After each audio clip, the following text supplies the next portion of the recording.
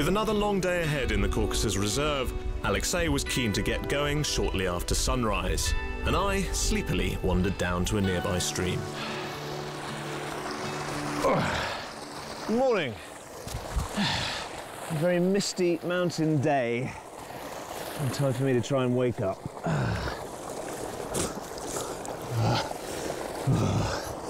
And that will certainly do the trick.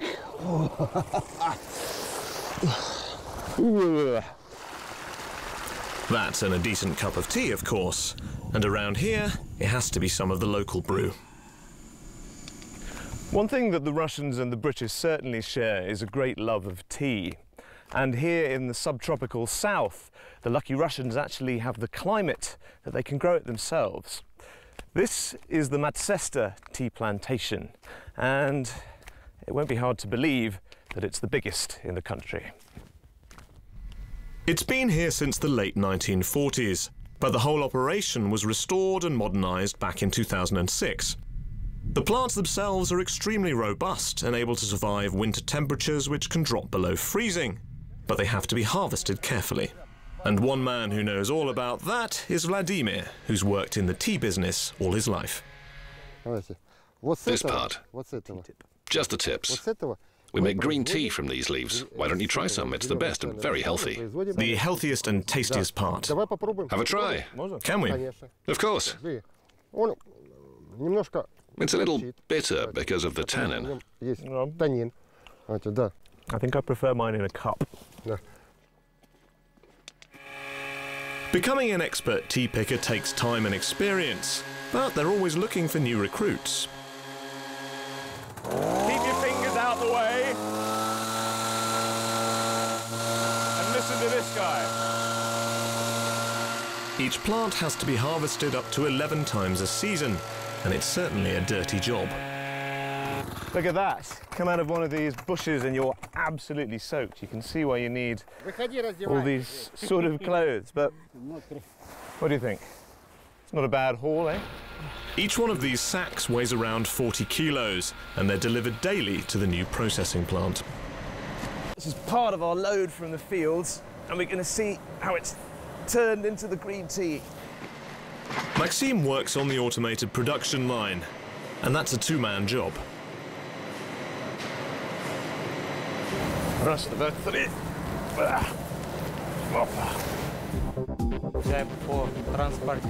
Here they go to the steamer. The temperature is 90 degrees. After that, they're cooled by this ventilator. Then they're weighted. Then they're dumped into a roller which whips them. The tea leaves then subjected to heating.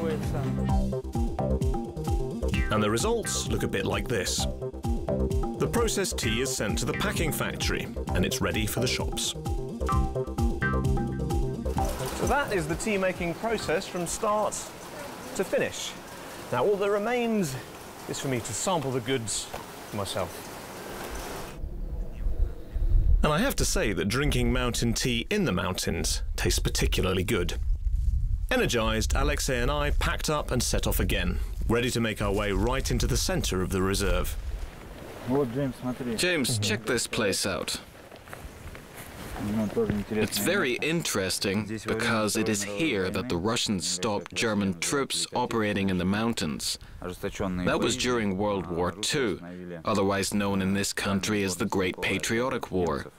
The Germans were aiming to break through to the Black Sea and seize its oil deposits there. Fighting in the mountains was a tough job considering the local terrain around us. There weren't any tourist routes back then. And nearby were some considerably older landmarks.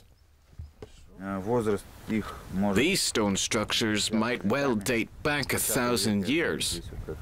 People began breeding livestock here in the 10th century. Shepherds used these structures as shelters. If these 12 ruins are anything to go by, a dozen shepherds would stay here at a time while their animals grazed up in the mountains.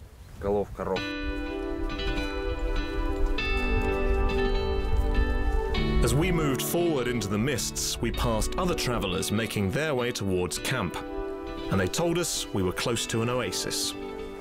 You can swim here. Yeah, I was thinking about having a swim, but maybe if the weather was better. Go ahead. It's not cold.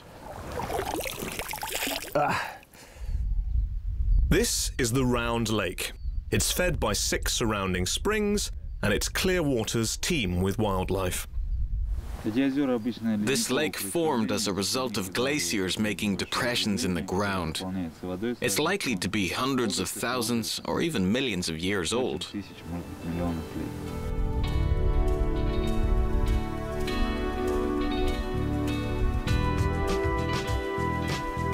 And just beyond its banks, there's a view that's worth all the effort it takes to get here.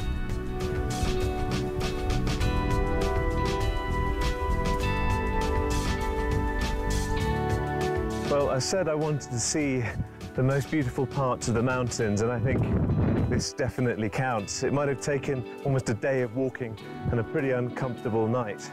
We finally made it right into the heart of the Caucasus National Reserve.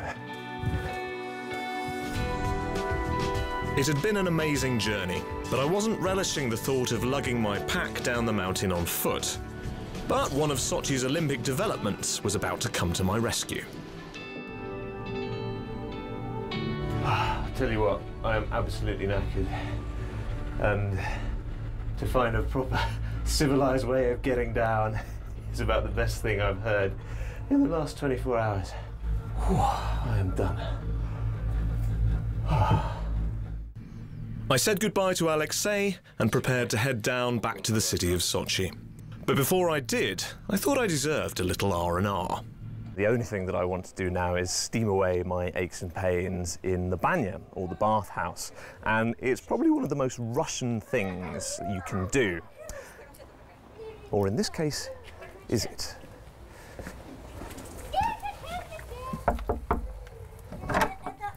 Hello. Hello, have I made it to the British banya? That's right. Yes. Can I come in? Yes. Thank you very much. Hi. Hello, James. James, yeah, good James, to see you. meet you. Now, so I was thinking, am I going to see pictures of the Queen on the wall, the odd cricket bat here and there? So what's British about the British banya?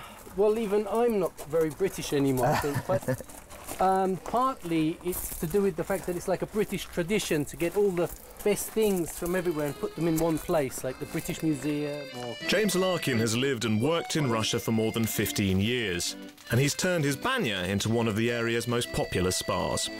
But it's not always been easy. The retreat didn't work because people from Russia, they wanted to come on holiday to drink vodka and, you know, eat barbecue, you know, shashlik. Yeah. So their idea of vegetarian kitchen and walking in the mountains, yoga, it wasn't very good. So it didn't work. But in the end, we built a banya and the banya worked and it all went from there.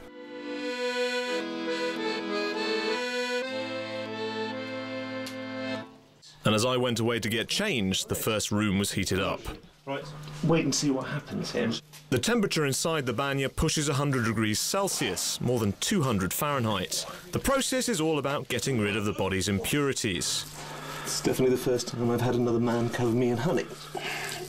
I never thought I'd be saying that on camera. The whole experience is very intense and feels more like a tribal ritual than a spa session.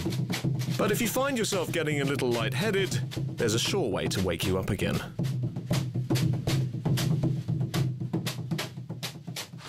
Mind, body and soul thing. Okay. And now... this bit's always less fun.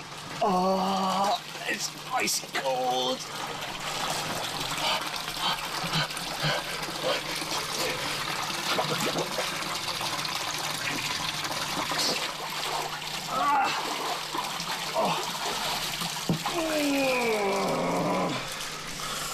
Fortunately, the pain is temporary, and they have an extremely original recovery method.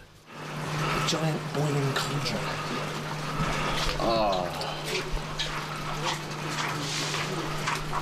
Spasibo, Sash.